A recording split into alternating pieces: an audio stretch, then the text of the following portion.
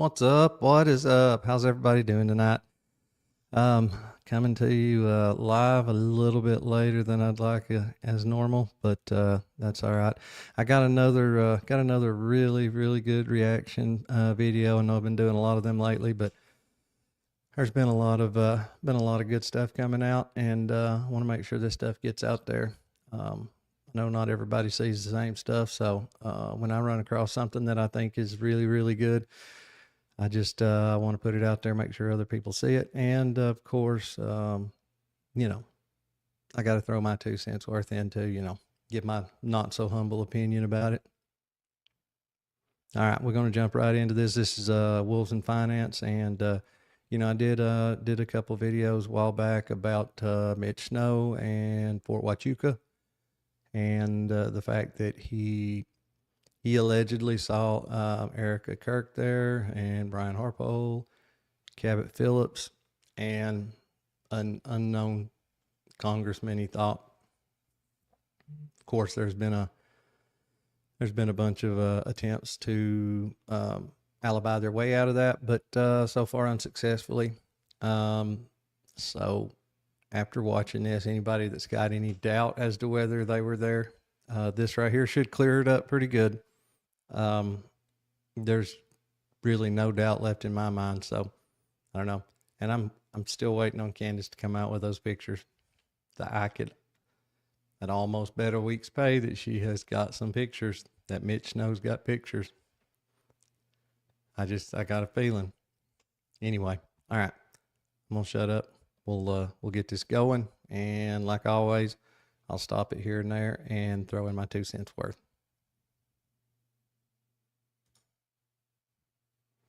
And by the way, before I get started on this, this little disclaimer here about these views and opinions expressed in this video are not my own and based on publicly available information. All that, yeah, that applies to me too. And shout out to Zach from Wolves in Finance. He does some amazing work, and this right here is no exception. It's very well done, and he does some amazing research. So yeah, we're gonna watch it and talk about it.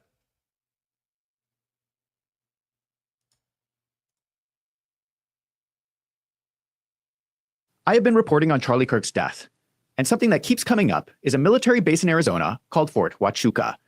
I've been taking a closer look and have uncovered what looks like a lot of fraud.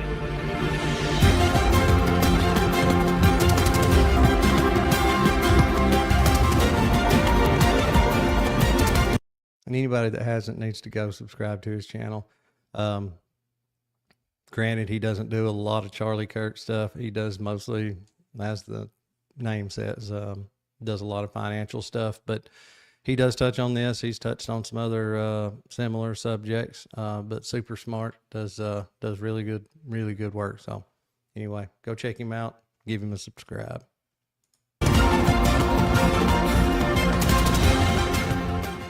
There is one question about Charlie Kirk's death that I don't think anyone has asked yet. How was it paid for? Where did the money come from to pay for the assassination? Mitch Snow used to be... If I was guessing, I'd say maybe Philadelphia. One way or another. Obviously, it had a particular route that it had to take, but I'd say at the end of the day, that's probably roughly where it came from. Part of the 110th.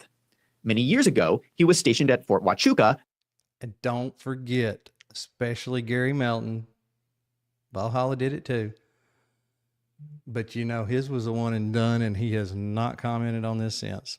I think he realized what was up with this, and that they were wrong. But Gary Melton, of course, he's still all in on it. That being said, remember, stolen valor. I don't believe this man was in the military. We're going to try to get his DD-214, and we're going to prove that he wasn't in the military. Oh, well, he was in the military, but special forces, I don't think so. Green Beret, yeah, right. Look at him. No, Does this look like special forces? Does this look like a Green Beret to you? Well, actually, he was a Green Beret, but only for a year and a half or whatever it was. So just remember all that. As part of a joint task force to help secure the border. He was the person who found underground tunnels that cartels were using to smuggle drugs into the country. The 110th was inactivated in 2004. The staff was absorbed into the 10th Mountain Division, which remains headquartered at Fort Drum. Then in March 2025, 500 soldiers from the 10th Mountain Division were sent to Fort Huachuca to participate in the newly formed Joint Task Force Southern Border. This is the same thing that happened with Mitch Snow all those years ago. History is repeating itself. When Donald Trump won the election in 2024, he promised to secure the border. The military has been helping in this effort. The headquarters for the Joint Task Force Southern Border was Fort Huachuca, Arizona. There was a major money aspect to all of this. Congress sets the budget for the Department of Defense overall, but within that budget, the military can move money between departments to respond to the priorities of the president. We saw this happen after Donald Trump took office. Here's one example from May 2025. This is called a reprogramming action. They are reprogramming money from one department to another. Here we see $447 million transferred because DHS is requesting Department of Defense support for detention operations for illegal alien removal. This money was taken from the Navy's capital fund. And I know I've heard people comment on this and say that they thought possibly he was mistaken there and that was 400, whatever it was, 47,200. But I don't think it is. I'm with Zach. I'm pretty sure it's 447 million. If they would, be repurposing $447,000, I mean, what the hell is that going to do? I mean, that wouldn't even buy a toilet bowl cleaner for a month for the military, or the federal government. So pretty sure it's 447 million, not 447,000. And there are more orders like this. Here's another example. Facilities, sustainment, restoration, and modernization. That's the fund where money for barracks maintenance and upgrades come from. Upgrades that the government identified as crucial back in 2023 after a scathing report identified unsafe and unsanitary conditions in barracks around the country. WSAV reported exclusively on some of the poor conditions in the barracks at our own Fort Stewart. The desperation and the depression that's caused by the barracks and the housing. Now the Pentagon is taking $1 billion of that money away to fund sending more troops to the southern border. Issues with like washing machines not working, mold, stuff like that. ACs going out, and it's Fort Stewart, so that happening in the middle of the summer is brutal, especially when you've been outside all day in the heat working. Like, kind of go back to this old mantra of the military of like, oh, we just have to suffer the whole time is just kind of it's disappointing and disheartening, especially when we kind of saw some progress moving forward to go away from that. It doesn't matter whether it comes back or not. There's still going to be backlogged and there's still going to be expenses that pile up. So at the end of the day, you're just kind of digging a deeper hole. It's a complicated situation, but the answer is not taking such a large amount of funding away from bettering the lives of our service members to push it toward this other issue. Just look at this photo here. This is black mold in the walls of the barracks that our military is living in. This is disgusting. But the military has priorities, and right now, the border is the priority. So far, between $1 to $2 billion has been reprogrammed to support efforts at the border. A large portion of this money is flowing into the Joint Task Force Southern Border, headquartered at Fort Huachuca. Who better to explain what a Joint Task Force is than Andrew Colvette's brother, Robert Colvette? So as far as the joint exercise goes, let's face it, the future of the military is going to be joint. If we want to succeed against our near-peer enemies, then joint is going to be a requirement so that all the...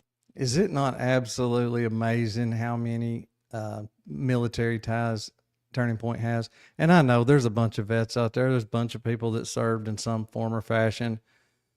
But it really seems like the military ties that it does have, the ones that are there that have either been in the military or have family that are in the military, they're generally either they're really, really high up in the Department of Defense. I mean, there's some type of special forces or, officers or, they're not just somebody that went and did 4 years, to get some college or whatever.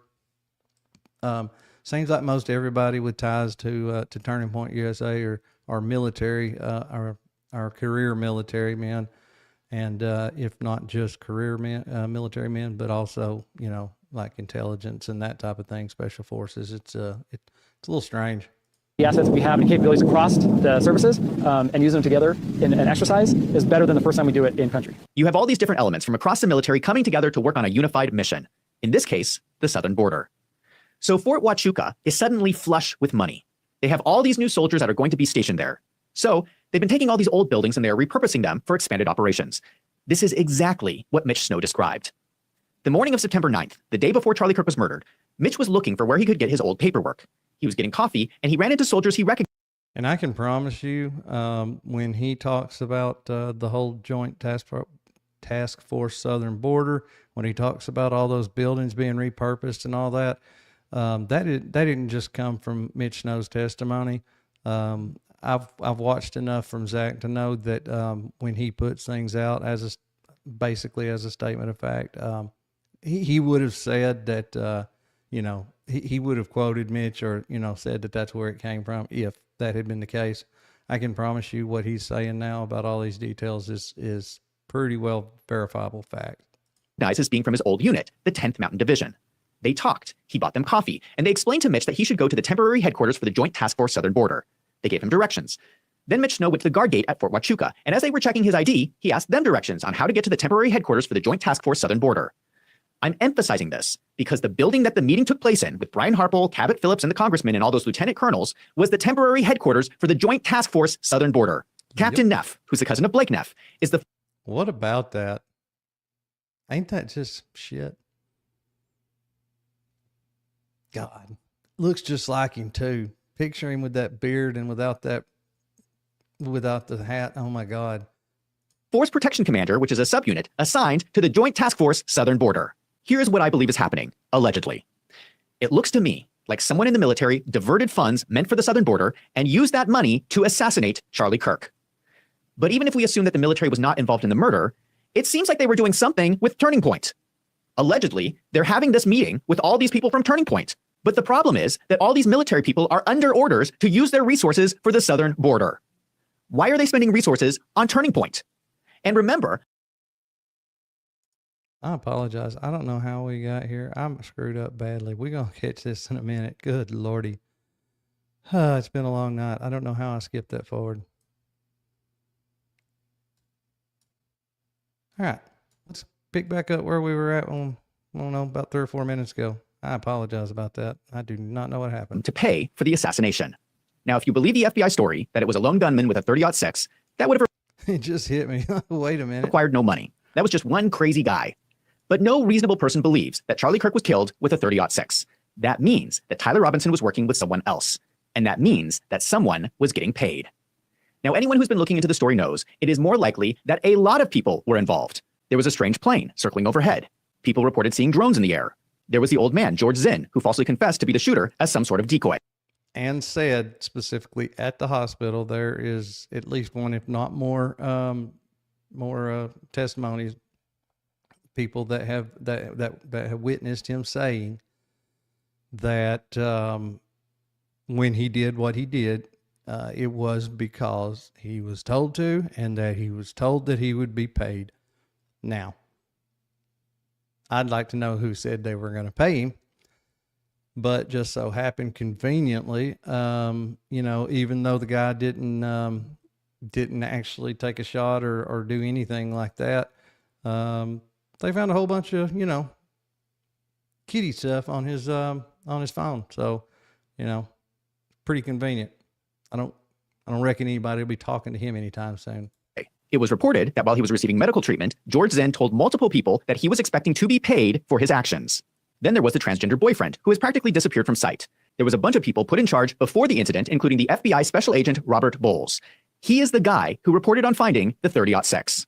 This morning, I can tell you that we have recovered what we believe is the weapon that was used in yesterday's shooting. It is a high-powered bolt-action rifle. That rifle was recovered in a wooded area where the shooter had fled. There are indications that this was a full-scale military-style operation. That costs a lot of money. We are talking an enormous amount.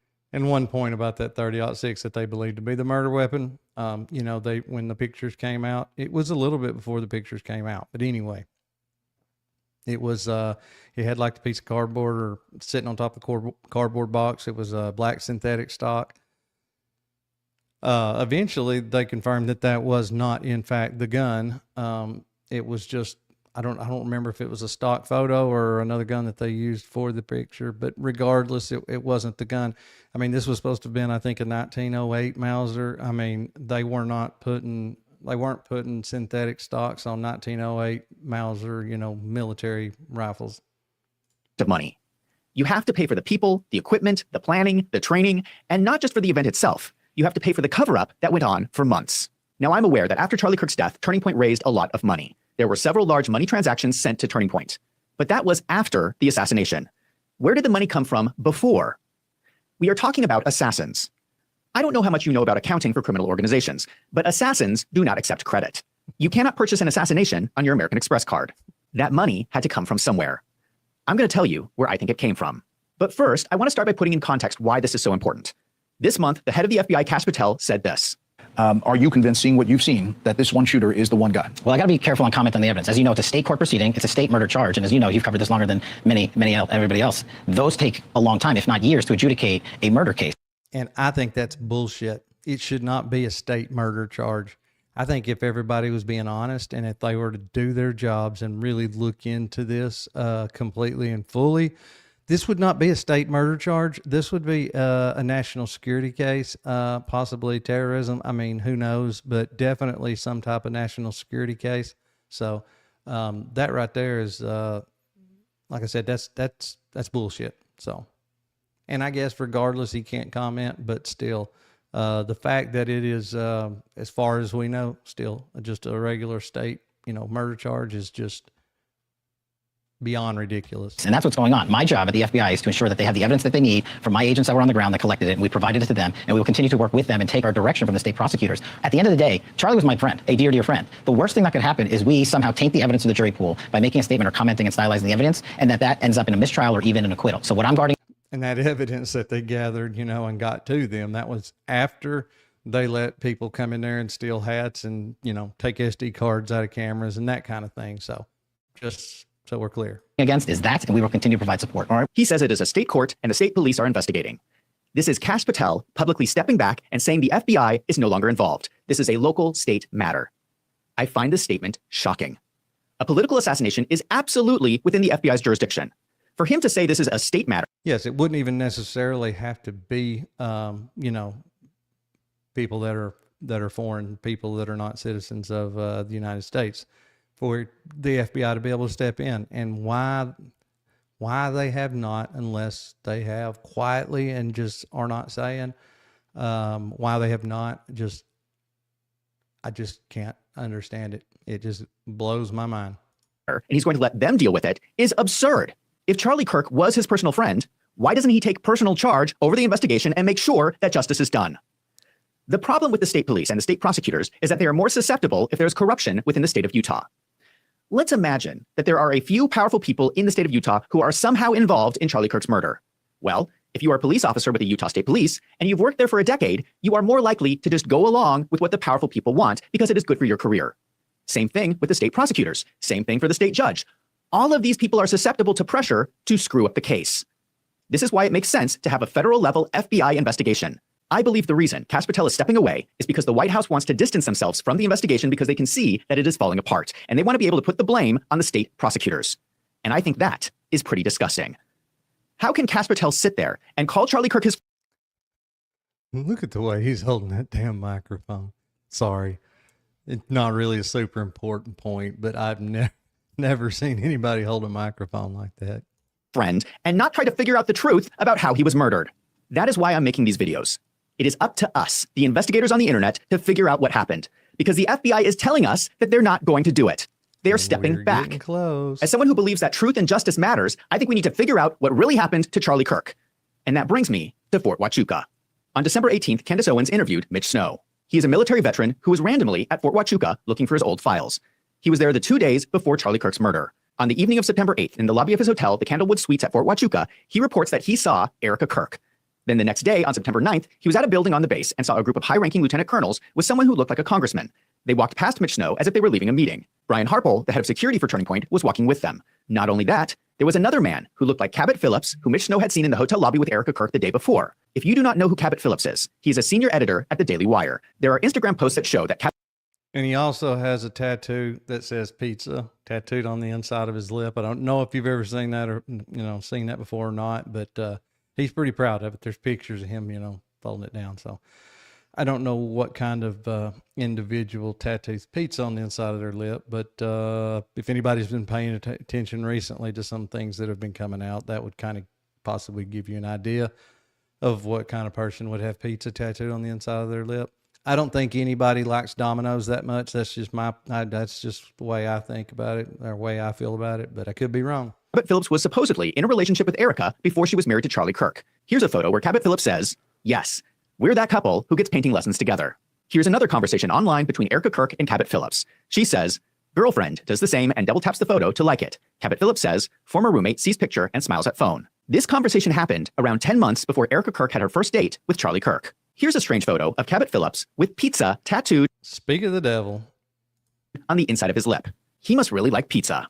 Kent Fransve, Erica's dad, has only 16 friends on Facebook. One of those friends is Cabot Phillips.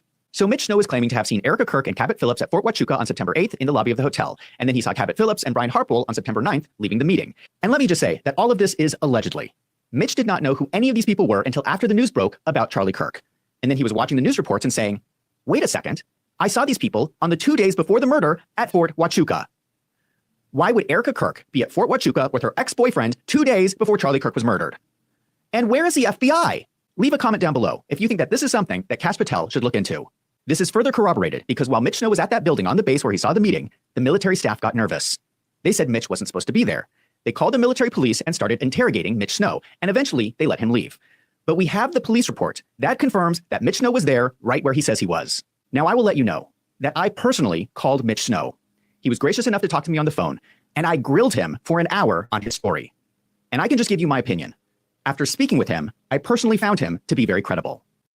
Me too.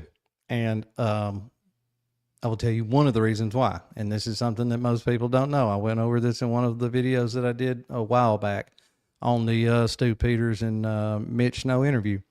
So he submitted the paperwork to Stu before they did the interview. But in all the goings back and forth with his ex-wife, and the in and out of court and the lawsuits and protective orders and all that good, happy horse shit, he went and took a polygraph. And I believe the polygraph addressed one of the situations directly. It was when he was out in the garage, and she was out there in the garage. She was videotaping him, and he had his little hammer, and he tapped the dent, put a little dent in the front of the car. And that was when Alex Jones completely lost his shit and called him a serial hammer attacker. Yeah. So, yes, in that episode, they showed that polygraph test and showed how he passed that polygraph test. And part of what was included in there was the little tidbit that Alex Jones and Gary Melton and all of them leave out. And that is that not only was she holding a video camera, but she was also holding a firearm. She had a gun in her hand. And so, yeah, there's always more to the story. What is even more compelling is that more people have reached out to Candace Owens. She has reported that there are now potentially 2 more eyewitnesses that claim to have seen Erica Kirk on Fort Huachuca during that time period. Although it was just a flattering picture of Erica, wasn't it? We still do not have confirmed statements yet. Investigative reporter George Webb went to the Candlewood Suites where Mitch Snow stayed. Here at the Candlewood on Fort Huachuca. I don't want to take any pictures of the base, so I'm going to just kind of focus on the Candlewood here. But this is the area walking in, right? This is the turnaround area. I'll go real slow here, but there's the turnaround area. The 111 is just right over there. So, but here's the lobby area. And then they have a little breakfast bar area in here, right? And then a little sitting area. And then here's a nice little kind of breakfast area. Okay. Do you see how small this hotel is? This is a pretty small lobby. This is not a case where Mitch Snow was seeing someone across a parking lot. Erica Kirk and Cabot Phillips would have been right there on the other side of the lobby. It is very reasonable that he got a good look at their face. George Webb then created a dance move called Doing the Wooka at Fort Huachuca. This is great. They're doing the Wooka. It's a sleight of hand, moving all the money through a shifting sand. From the Candlewood Suites to the hill above, it's a fist of iron in a velvet glove. Yeah, they're doing the Wooka. Keeping secrets tight while the drones are screaming in the middle of the night.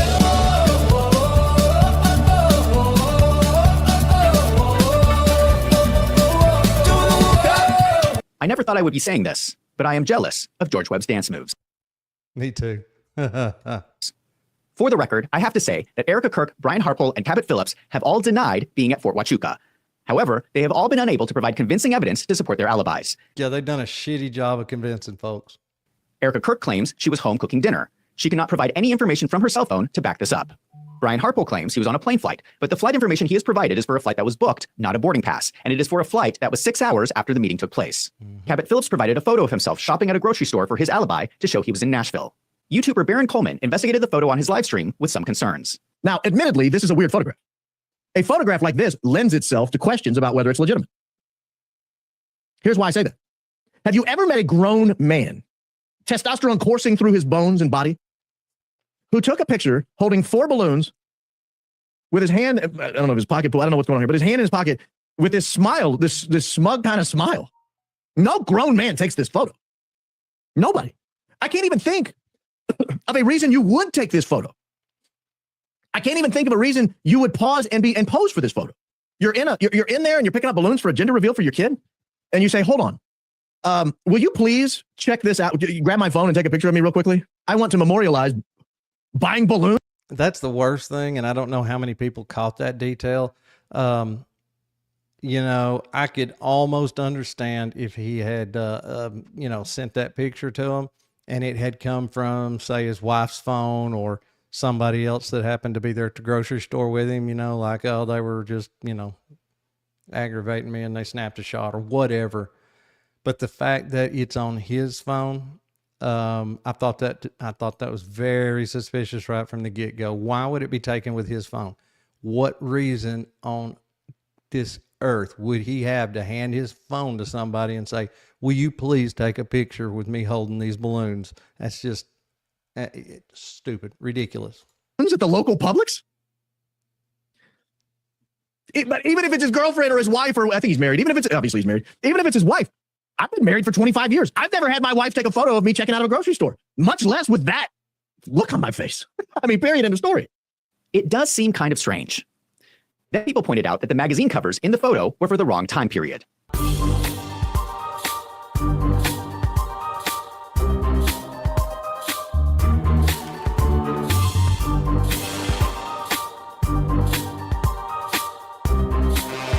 Why does Cabot Phillips have behind him the wrong magazine in his alibi photo? Why can nobody corroborate their alibis? The identity of the congressperson remains unconfirmed, but it matches the flight data of a flight carrying a VIP passenger that left Fort Huachuca. And not only that, he didn't play the rest of that. Shout out to Baron. Baron is he's the man. He's the GOAT. He sent his daughter to that very Publix to go do some investigating, and she went and checked some prices. I can't remember in that picture if it showed the aisle number. I believe it did. Either way, sent her there. She went and checked it out, and I don't remember exactly how it compared, but regardless, the point is, yeah, the candy prices also proved that he was not there when he said he was there. So, yeah, I'm calling bullshit on that one. I've called it from day one, and so I'm not convinced. This is your big meeting right here. This is your big meeting at Fort Huachuca. I think I'm pronouncing that right. Huachuca. So this series of flights starts on September 7th, excuse me, 3 days before the Charlie Kirk assassination, 2 days before the meeting in Fort Huachuca. It flies from Joint Base Andrews to Colorado Springs. It flies from Colorado Springs to Tucson. Again, this is close to Fort Huachuca. It flies from Tucson into presumably Fort Huachuca because it kills the transponder, but then the next day it's leaving Fort Huachuca. So whoever came in on this flight arrived probably, since Tucson's just a few minutes ago away, around 4:30 or 5 o'clock the day before the big meeting. The flight call sign changes to Sam when there's a high-ranking government official on board. As soon as Candace Owens did the interview with Mitch Snow, people started losing their minds. This is how Alex Jones responded. I remember saying that. I said, I got to investigate her now. I got a bad feeling. I didn't have a bad feeling. God gave me a good brain. I already knew. I dropped the ball. I apologize. She's a globalist agent. I dropped the ball and I failed you, and I'm sorry. I got to follow my gut every time. It's never wrong. And I saw so much more she did. And I love her people threatening me and all their doxing of people and all that. You think that's going to make me go away? All you did was wake me up like a nuclear test site waking up Godzilla. So just get your asses ready. Because you want a war. I want your war. I want it all. I want the doxing. I want the lies. I want the attacks. I'm going to take you on. Because you work for the deep state and the Democratic Party and the CIA and MI6, and I see your ass. So you just get ready. This ain't my first rodeo. Doesn't that seem like a little bit of an overreaction? Fucking weirdo is what that seems like.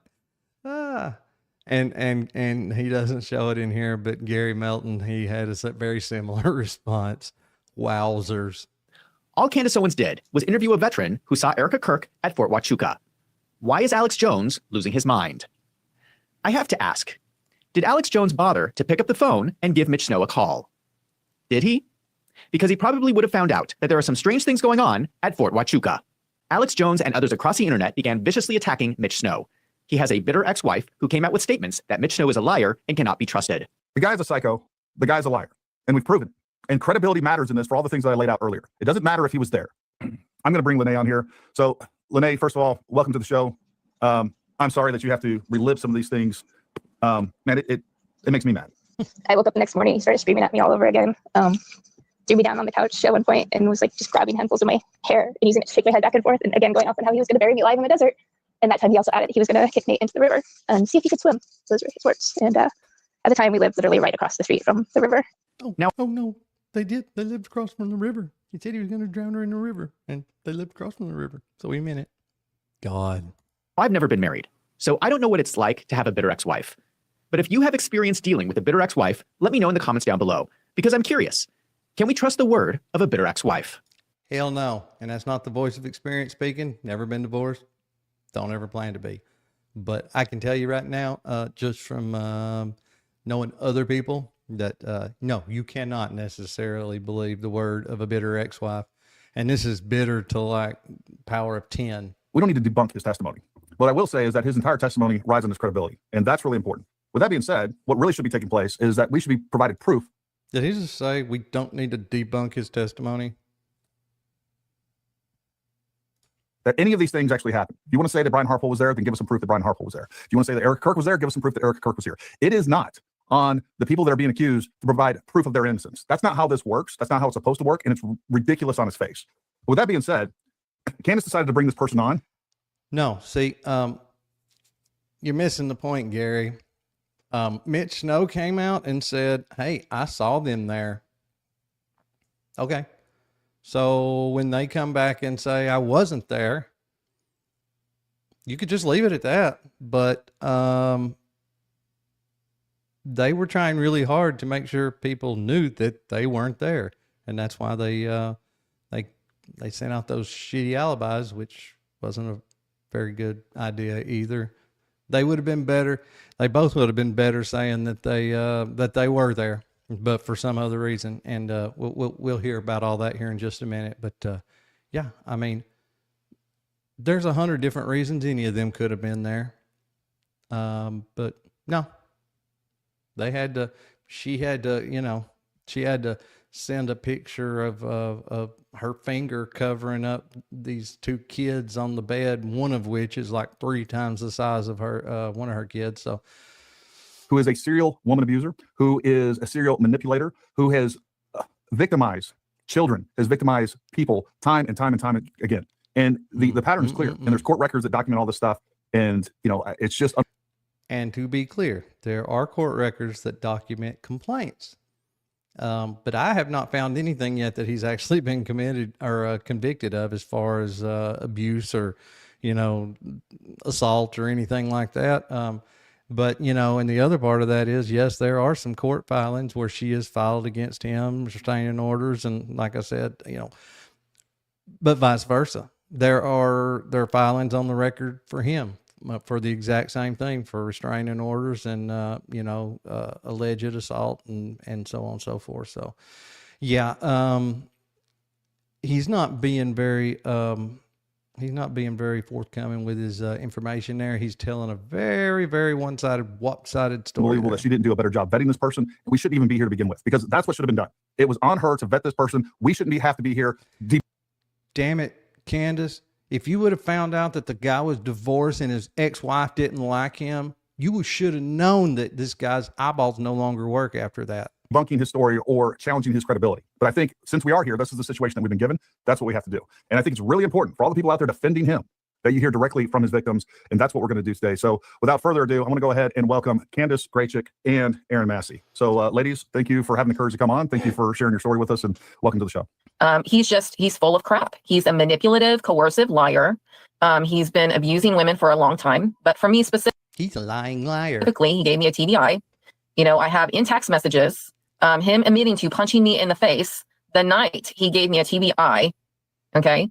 And December 4th of 22. It's just, he's a horrible, serial, abusive person. I think that Candace Owens correctly referred to the allegations as baby mama drama. I don't understand the big deal. Is it really our business if Mitch Snow is popular with the ladies? Even if he does have baby mama drama, what does that have to do with whether he saw Erica Kirk at Fort Huachuca? Not a damn thing. Do you know who else has baby mama drama? Elon Musk. Elon Musk has a lot of baby mama drama. Did that stop anyone from letting him be the head of Doge? No. No one had a problem with Elon Musk running Doge because of his baby mama drama. I do not understand why people will not listen to Mitch Snow. Then people started noticing a lot of other connections between the people at Turning Point and Fort Huachuca. I understand why they're not listening to Mitch Snow, or why they're not wanting to listen to Mitch Snow. An account on X.com named Project Constitution has done a great job of investigating this information. For instance, the person who interrogated Mitch Snow was Captain Adam Neff. This is the cousin of Blake Neff at Turning Point. God, that is like Poindexter times 2. Did you see that? My goodness, I'm sorry. I shouldn't be so mean. Point's head of PR, Andrew Colvette, has a brother in the military named Robert Colvette. He is the business manager for U.S. Army NetCom, headquartered at Fort Huachuca. Andrew Colvette has another brother in the military named Lieutenant Colonel Kurt Colvette, who does annual training at Fort Huachuca. This is so outrageous. Wow. He said, so what was it Andrew said? So she wouldn't have been at some fort in Tucson, like he didn't know where the place was at or didn't know what it was. And she's also made many comments like that, like she just didn't, some fort, some place, some wherever you're talking about. These people are very, very, very, very familiar with that place. I can promise you that. And so is Brian Harpole. And if you don't know, if you haven't seen this already, you're fixing to find out why I'm saying that. Because in the text message that was leaked from Andrew Colvette, he tries to give Erica an alibi by saying, LOL, Erica wasn't in some fort in Tucson. If Andrew Colvette has two brothers who are regularly at Fort Huachuca, he knows exactly what it is. It's not some fort in Tucson. Why is he pretending like he does not know what Fort Huachuca is? That is a lie. And we've been catching these people at Turning Point in a lot of lies. This is supposed to be an organization with Christian values. Why do they lie all the time? It doesn't seem very Christian-like to me. It seems to me like Charlie Kirk was the only one there that was Christian, or at least lived up to his Christian beliefs and values. It is my opinion, allegedly, that in some shape, form, or fashion, that is exactly what got him removed. I think that I think there'd been a lot of stuff going on, and I think he was about to find out about that. And not only that, I think things were about to go to the next level. There were some things that were getting ready to kick off, and they knew that that would never happen, never, ever happen with Charlie there. And so it came down between him and, him and them, and, well, they outvoted him. But it gets worse, because Brian Harpole has offices for his security company right outside the front gate for Fort Huachuca. Did you hear that? That is just so odd. What are the chances? I mean, Erica's mother basically lived on Fort Huachuca from doing all the business and all the trainings and the EMP stuff there. She was going to shoot a movie there. There's all kinds of videos coming out now of her working out with different guys there on Fort Huachuca. Like, it's just ridiculous. Andrew Colvette's got two brothers that work on Fort Huachuca. Blake Neff has a, whatever he was, cousin that works on Fort Huachuca. And now we find out that Brian Harpole has an office literally right outside the front gate of Fort Huachuca. See how easy it would have been to said, yeah, we were there. Yeah, we were doing this or we were doing that. But when they heard somebody come out and say, I saw y'all there, they freaked the fuck out, didn't know what to do, and they have done nothing at all to help themselves. I mean it all. Here's an explanation from George Webb, who actually went down there to check it out. Hey, George Webb right here, and this is where Brian Harpole's security company is, ISS, Integrated Security. This is the one that was following Charlie all those times and so forth, because they're learning how to do all that stuff right here at this gate at Fort Huachuca, right here. Here's the health club that supposedly went out of business and then was a banquet room, and now it's a health club again. Excuse me, it's it's right there. So you can recruit here at the health club. Also right there is the Calvary Church, so you can recruit at church, or at Takimaki. These are three. Harpole's security is right in the middle of all of it. And it is literally right in front of the gate to Fort Huachuca. Then it turns out that Erica Kirk starred in a movie that was never released that was filmed at Fort Huachuca. Erica's mother, Lori Franzfey, runs multiple companies involved in Department of Defense work, specifically with technology with ties to Fort Huachuca. So let's go through all of this. Blake Neff, Andrew Colvette, Brian Harpole, Erica Kirk, and Lori Franzfey all have ties to Fort Huachuca. Can we just stop here for a moment? Can we all stop pretending that this is normal? There is nothing normal about this. I've never pretended it was normal. Are telling me that this nonprofit organization has all these people in leadership with relationships with the military. But not just the military in general, this one specific fort in Arizona. And not only that, high-ranking officers, intelligence officers, and that type of, I mean, her mother is her mother is part of the, military industrial complex. I don't care which way you slice it. And she's into intelligence gathering, and all that good stuff. So, it's odd. Like I said, this ain't just them having some cousins, brothers, or whatever that did 4 years and got out. No, these are a special kind of military men, and they all are at this one base. Fort Huachuca is special because it is the location the Army trains people in intelligence work. They train people to work undercover. So why do all these people at Turning Point have ties to Fort Huachuca? And why were several of them seen there in the 2 days leading up to Charlie Kirk's assassination? This is not normal for a nonprofit organization. Let me explain how the military is structured, because it is helpful to understand what is going on. In the intelligence community, you have the national agencies like the CIA, but each branch of the military also has their own intelligence people. In the Army, there was the 110th Military Intelligence Brigade and the 111th Military Intelligence Brigade. Military intelligence includes espionage or being a spy. The 111th is headquartered at Fort Huachuca in Arizona. They are a training-focused brigade. They operate what they call the U.S. Army Intelligence Center of Excellence. This is where the subject matter experts work, and people go there to learn how to be a spy. The 110th Military Intelligence Brigade was formerly headquartered at Fort Drum in New York. The 110th Military Intelligence was focused on operations and deployments. So people in the Army would get trained by the 111th and then do operations as part of the 110th.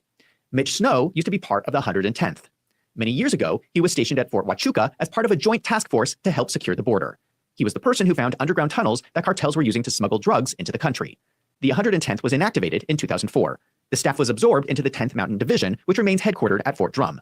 Then in March 2025, 500 soldiers from the 10th Mountain Division were sent to Fort Huachuca to participate in the newly formed Joint Task Force Southern Border.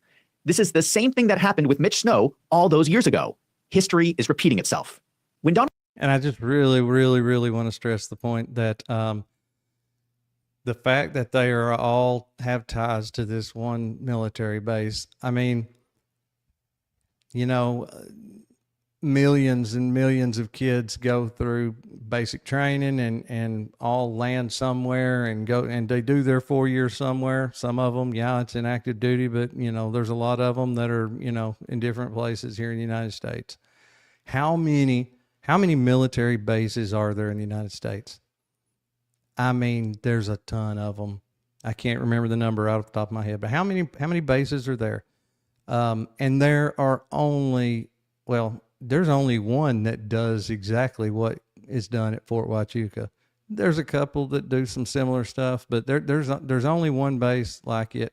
And the fact that they all have such close ties to this one base, it's not just because it's in Arizona and most of them happen to be from Arizona. Brian Harpole's from Texas. So, I mean, it doesn't have anything to do with the location of it. And Fort Huachuca is definitely not the only military base in the state of Arizona either. So, it's really, really odd that they have all these ties to this one base. Donald Trump won the election in 2024, he promised to secure the border. The military has been helping in this effort. The headquarters for the Joint Task Force Southern Border was Fort Huachuca, Arizona. There was a major money aspect to all of this. Congress sets the budget for the Department of Defense overall, but within that budget, the military can move money between departments to respond to the priorities of the president. We saw this happen after Donald Trump took office. Here's one example from May 2025. This is called a reprogramming action. They are reprogramming money from one department to another. Here we see $447 million transferred because DHS is requesting Department of Defense support for detention operations for illegal alien removal. This money was taken from the Navy's Capital Fund. And there are more orders like this. Here's another example. Facilities sustainment, restoration, and modernization. That's the fund where money for barracks maintenance and upgrades come from. Upgrades that the government identified as crucial back in 2023 after a scathing report identified unsafe and unsanitary conditions in barracks around the country. WSAV reported exclusively on some of the poor conditions in the barracks at our own Fort Stewart. The desperation and the depression is caused by the barracks and the housing. Now the Pentagon is taking $1 billion of that money away to fund sending more troops to the southern border. Issues with like washing machines not working, mold, stuff like that, ACs going out, and it's Fort Stewart. So, that happening in the middle of the summer is brutal, especially when you've been outside all day in the heat working. Like kind of go back to this, old mantra of the military of like, oh, we just have to suffer the whole time. Is just kind of, it's disappointing and disheartening, especially when we kind of saw some progress moving forward to go away from that. It doesn't matter whether it comes back or not. There's still going to be backlogged and there's still going to be expenses that pile up. So at the end of the day, you're just kind of digging a deeper hole. It's a complicated situation, but the answer is not taking such a large amount of funding away from bettering the lives of our service members to push it toward this other issue. Just look at this photo here. This is black mold in the walls of the barracks that our military is living in. This is disgusting. But the military has priorities, and right now, the border is the priority. So far, between one... And I do have to agree that that's a pretty big issue. So, I'm not completely against it being the priority, but now to think that possibly there were other side projects that were going on, I'm assuming and really would hope and pray were off the books and not official. And I don't think they were official. But just the fact that knowing some of those funds could have been going to something like that really does, that really bothers me. But yeah, I mean, I can understand the whole southern border part. $2 billion has been reprogrammed to support efforts at the border. A large portion of this money is flowing into the Joint Task Force Southern Border headquartered at Fort Huachuca. Who better to explain what a Joint Task Force is than Andrew Colvette's brother, Robert Colvette? So as far as the joint exercise goes, let's face it, the future of the military is going to be joint. If we want to succeed against our near-peer enemies, then joint is going to be a requirement so that all the assets we have and capabilities across the services and use them together in an exercise is better than the first time we do it in country. You have all these different elements from across the military coming together to work on a unified mission. In this case, the southern border. So Fort Huachuca is suddenly flush with money. They have all these new soldiers that are going to be stationed there. So they've been taking all these old buildings and they're repurposing them for expanded operations. This is exactly what Mitch Snow described. The morning of September 9th, the day before Charlie Kirk was murdered, Mitch was looking for where he could get his old paperwork. He was getting coffee, and he ran into soldiers he recognized as being from his old unit, the 10th Mountain Division. They talked, he bought them coffee, and they explained to Mitch that he should go to the temporary headquarters for the Joint Task Force Southern Border. They gave him directions. Then Mitch Snow went to the guard gate at Fort Huachuca, and as they were checking his ID, he asked them directions on how to get to the temporary headquarters for the Joint Task Force Southern Border. I'm emphasizing this because the building that the meeting took place in with Brian Harpole, Cabot Phillips, and the congressman and all those lieutenant colonels was the temporary headquarters for the Joint Task Force Southern Border. Captain Neff, who's the cousin of Blake Neff, is the Force Protection Commander, which is a subunit assigned to the Joint Task Force Southern Border. Here's what I believe is happening, allegedly. It looks to me like someone in the military diverted funds meant for the Southern Border and used that money to assassinate Charlie Kirk. But even if we assume that the military was not involved in the murder, it seems like they were doing something with Turning Point. Allegedly, they're having this meeting with all these people from Turning Point. But the problem is that all these military people are under orders to use their resources for the southern border. Why are they spending resources on Turning Point? And remember, this was money that was taken from soldiers who are living in barracks filled with black mold.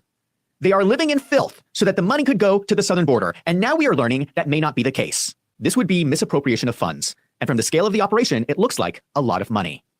Not only would it be misappropriation, they would be using the money to influence U.S. elections through Turning Point. This is taxpayer dollars. When you get taxes taken out of your paycheck, do you think it is fair if the government uses your money to assassinate American citizens? Especially if they told you that they were going to use the money for the southern border. If anyone in the military is involved in this, it could result in dishonorable discharge, they would have to pay back all the money, and spend 10 years in prison.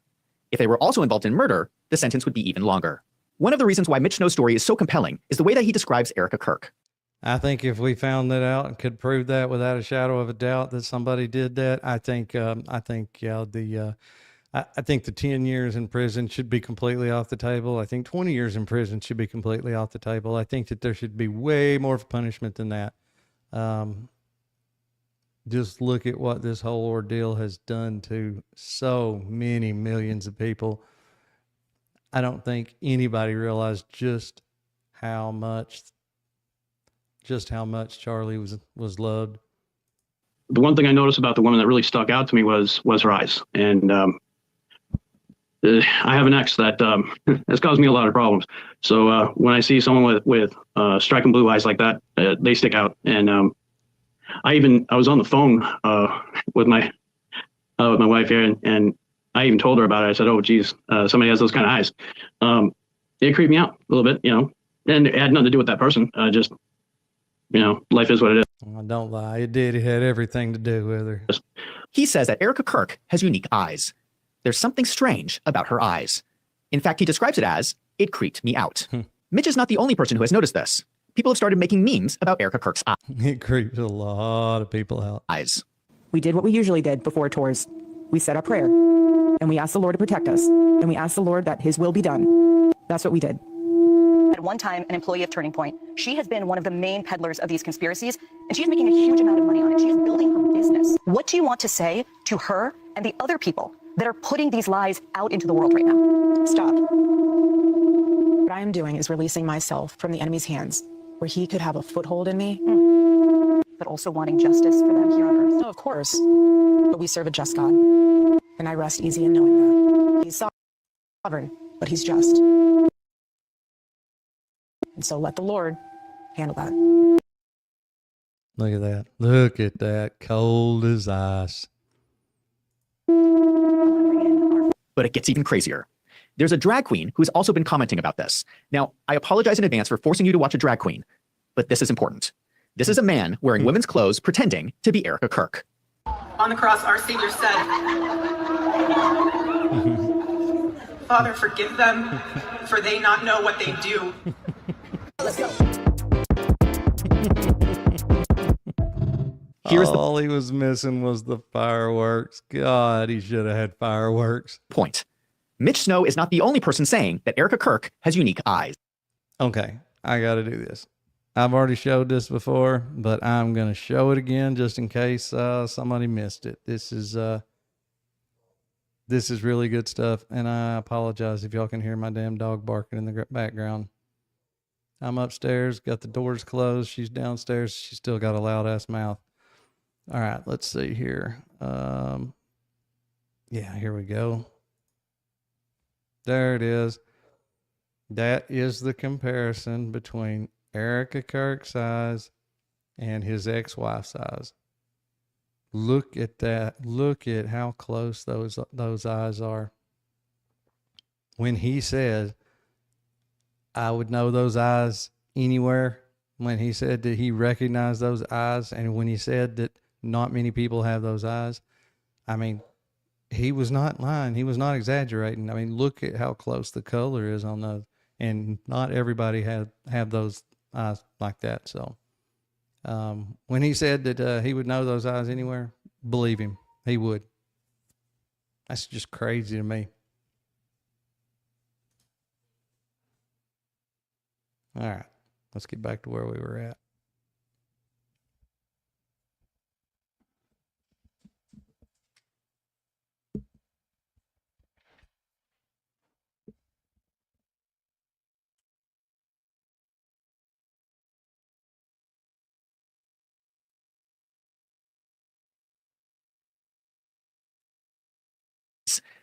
Even the gays are noticing this. Let me know in the comments if you agree with Mitch Snow that there is something unique about her eyes. There's one other interesting connection that I want to bring up. In my previous videos, I discussed an Arizona state senator named Jake Hoffman. He allegedly runs a marketing business out of a UPS store mailbox where Turning Point pays him millions of dollars. Something has always bothered me about this. His business is called 110 LLC. Does anybody else find that strange? I find it very unusual that you would call a marketing company 110 LLC.